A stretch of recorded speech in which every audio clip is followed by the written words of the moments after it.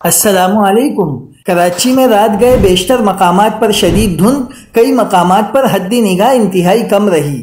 Karachi motor وے پر دھند کے باعث خوفناک حادثہ۔ کیا آپ حالات حاضرہ سے آگاہی حاصل کرنا چاہتے ہیں؟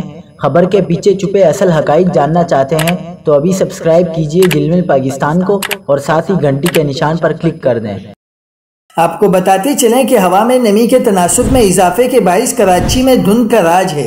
کراچی کے مغربی اور جنوبی حصوں میں ایک بار پھر دھند تشکیل پا رہی ہے، جو آج رات کراچی کے مختلف علاقوں میں درمیانی سے شدید شدت کے ساتھ جاری رہے گی۔ محکمہ موسمیات کے مطابق ہوا میں نمی کا تناسب 79% ہے۔ رات گئے کراچی موٹر وے پر شدید دھند کے باعث ٹرک اور ٹرالر میں تصادم بھی ہوا۔ کراچی میں بحریہ ٹاؤن 2 کے قریب M9 موٹر وے پر ٹرالر اور منی ٹرک میں تصادم ہوا۔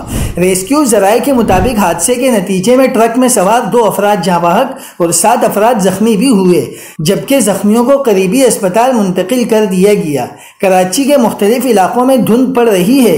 عموماً دھند شہر کے مضافاتی علاقوں تک محدود رہتی ہے، لہٰذا اس موسم میں احتیاطی تدابیر اختیار کریں۔